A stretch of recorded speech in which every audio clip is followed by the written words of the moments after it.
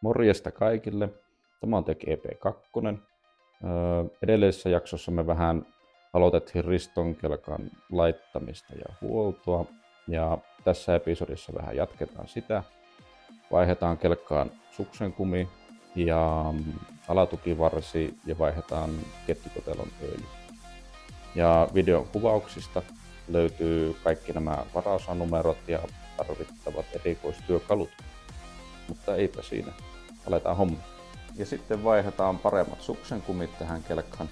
No vakiosuksenkumithan on aika huonot, niin Trykin Jani vinkkasi mulle viime talvena noista Shredderin kumeista, niin laitetaanpa ne Ristollekin tähän paikalle. Pikkusen vaatii pientä modaamista, että saahan ne, mutta ei paljon.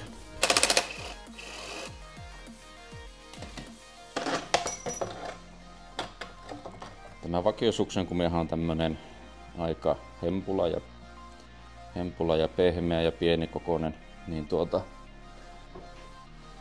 tässä on vertailua tämä Shredderin kumi, tämä on aika paljon isompi ja järeämpi, mutta jotta että me tämä saadaan paikalle, meidän pitää nämä nystyrät täältä leikata pois. Otetaanpa lekaa ja taltta ja hakataan ne irti.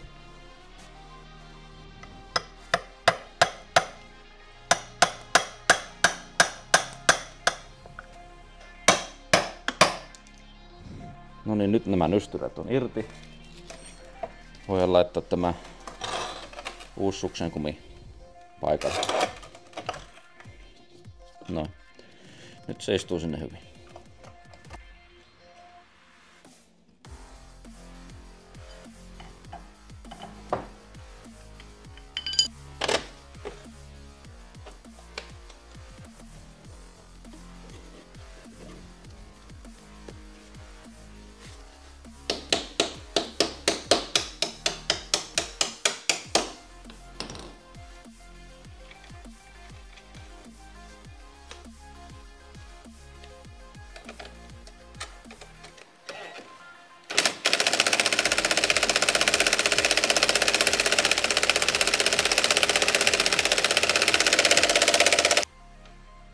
No niin, nyt meillä on suksenkumet vaihdettu molemmille puolin.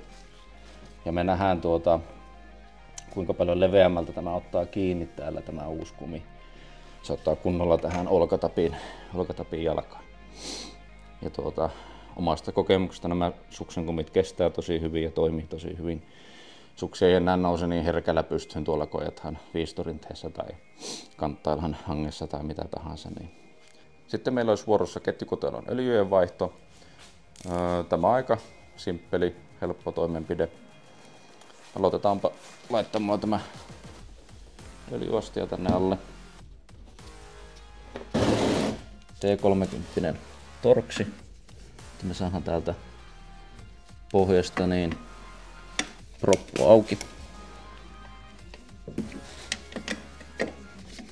Jos täällä vaan ei ole älyttömästi moskaa talven jäljiltä.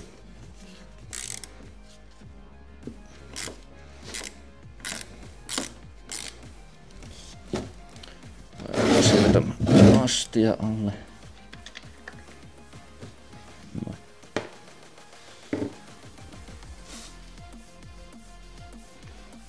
Vanhat öljyt pois, niin sitten aukassaan samalla tästä tämä tarkistusproppu. Tämä on myös T30. Noin. Sitten aukassaan täältä tämä täyttöaukko.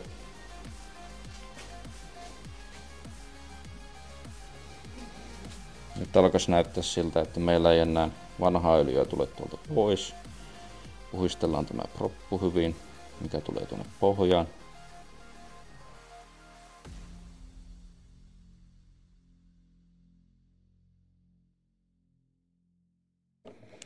Kiristellään tämä pohjaproppu takaisin paikalleen.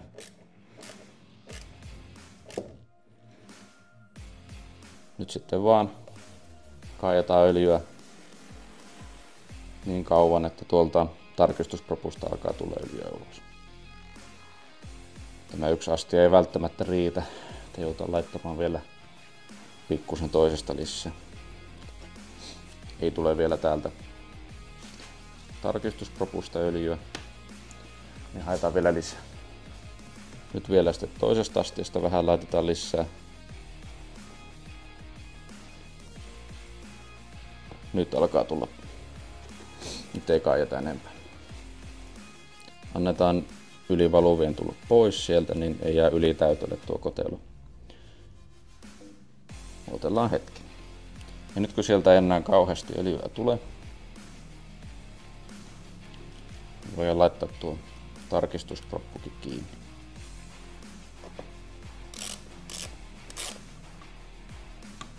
Noin. Sitten laitetaan tämä kumitutti takaisin tänne paikalleen.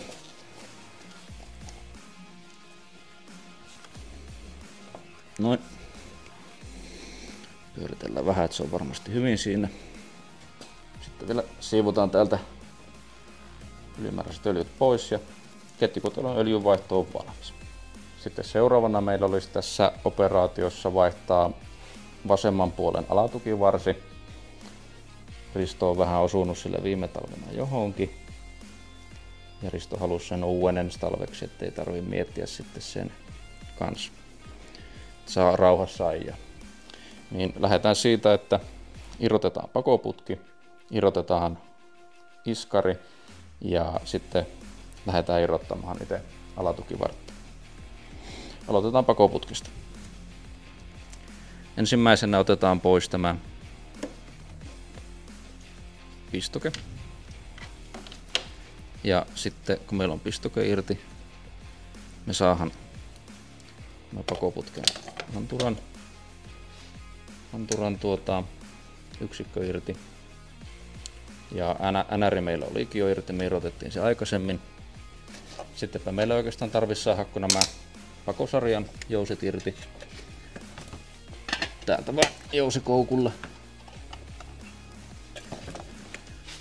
Mä oon vähän ahtaasti täällä, mutta kyllä ne saa. Tässä vapaarissa tämä on vielä paljon helpompi kuin turbossa. Turbossa ei ole kauheasti tilaa. Ja ne jouset on aika paljon jäykempiä. Tuon viimeisen jouseirrotuksen mulla on tämmönen erikoistyökalu, missä on tommonen pieni rälläkällä tehty kolo tuossa tikun päässä. Niin tällä saa helposti, kun täältä näin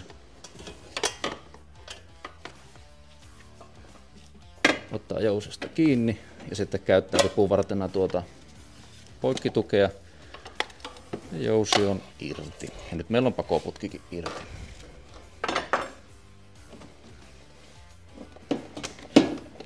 Juutetaan eteenpäin ja putki on pois. Nyt sitten tunkataan keula ilman. Irrotetaan etuiskari 12 ja 13 mm lenkkiavaimet.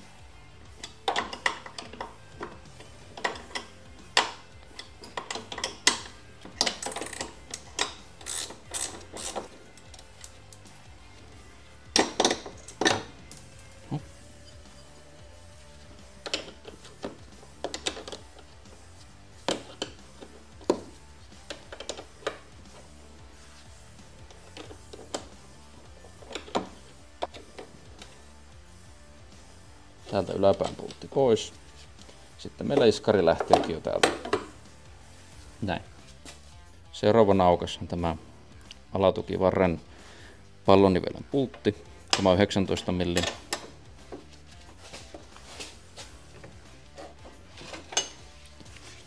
No, se ei kauhean tiukassa ollutkaan. Me jätin tämän mutterin tänne pultin päähän. Ja se on sen takia, että me ei pilata noita kierteitä nyt kun me käytän tätä ulosvetäjää. Eli irrotetaan tämä pallonivel tästä olkatapista.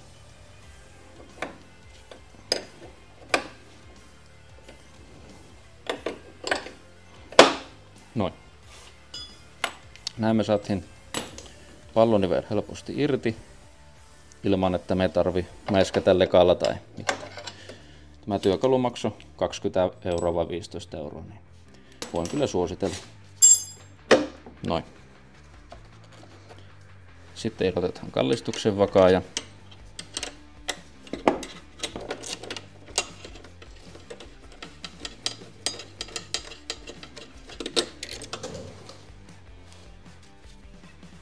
Näin. Täältä lähtee alatukivarren etumainen pultti pois. Noin. Seuraavana irrotetaan tuolta pakosarjan alta tuo taaempi pultti. Ja tänne meillä taitaa mahtua kone tuolla nivelhylsyllä, niin otetaan se käyttöön, niin päässä vähän helpommalla. Noin, nyt meillä on se pultti sieltä kans auki. Tuollahan toisessa päässä mutteri, mutta se on semmoisessa kolossa, että se pysyy siellä paikalla. Nyt meillä pitäisi alatukivarsi lähteä irti.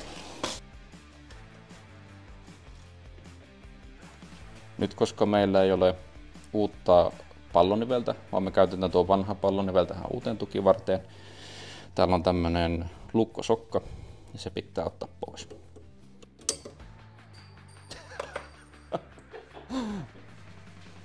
No niin, nyt meillä on pallonivel irti. Me ei otettu tätä ihan oikealla tavalla, koska meillä ei ole täällä prässiä. Ja mulla ei ollut nyt sattumalta oikea työkalua täällä tallilla tähän. Niin me käännettiin tämä tukivarsi väärinpäin. Ja koska tätä tukivartta ei tarvinnut näin sääliä, me sitten lyötiin tämä niin kuin näin pois täältä lyömällä tuohon. Mutta jos teillä on prässi tai oikea ulosvetotyökalu, niin irrottakaa mieluummin sillä niin, että rikot tukivartta tai että rikot palloniveltä, jos jompikumpi pitää säästää. Sitten laitetaan uuteen tukivarteen takaisin tämä pallonivel. Ja suosittelen, jos pallonivel alkaa vähän tuntua väljältä tai kumi on rikki, niin laittakaa uusi pallonivel. Me nyt mennään vielä tällä vanhalla, koska tämä on ihan ok.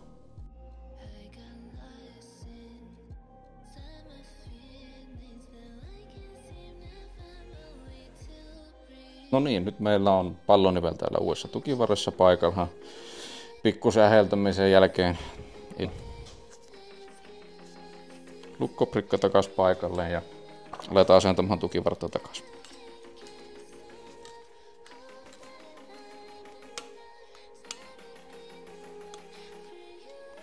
Sitten ei muuta kuin varsi paikalle.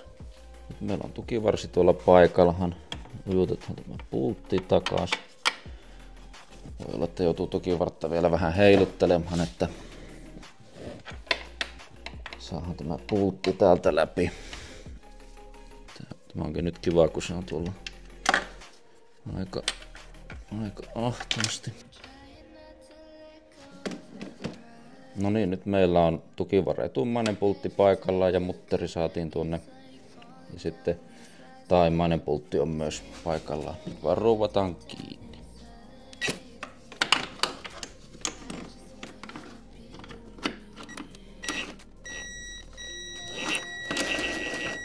Tämäkin minä väännän vielä käsi varmistan ala koneella hakkaamaan tuota.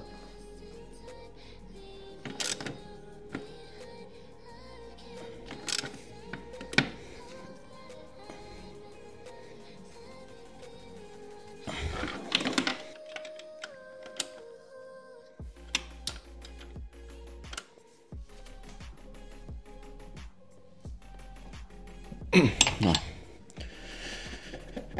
Meillä on tukivarsi paikalla.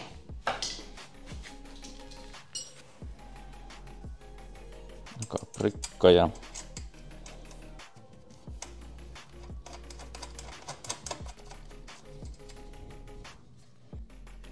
sitten laitetaan iskari paikalle.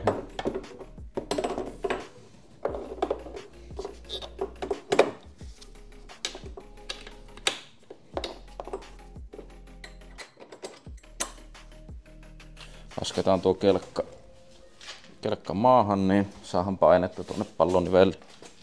Ja sitten saadaan se pallonivel kiristettyä.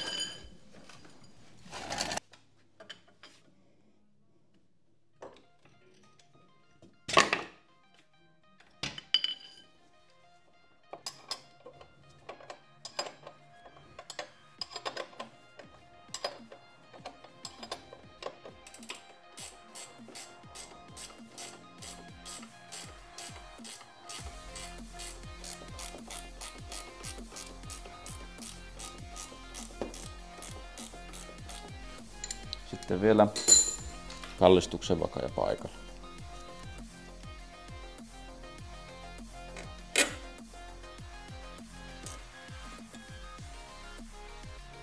No. Sitten pakoputki takas paikalle.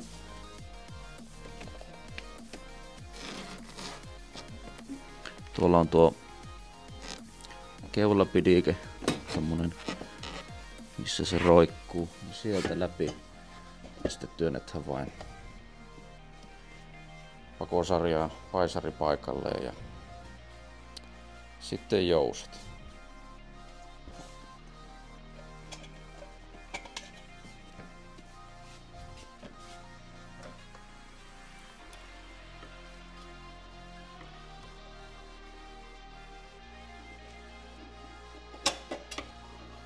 No.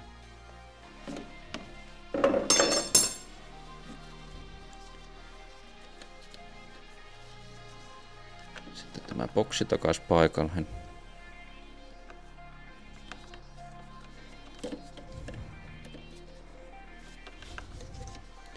Ja pistoke takas paikalleen.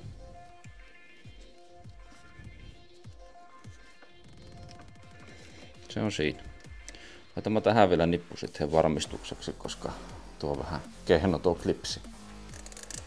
Varmistuksena, että pysyy paikalla. No, se on valmis. Ja siinä oli Tech EP2. Kiitos kun jaksoitte katsoa. Seuraavassa jaksossa meillä onkin jotakin uutta ja ehkä mielenkiintoista, niin pysykäähän kanavalla ja laittakaa tilaukseen ja nähdään ensi kerralla.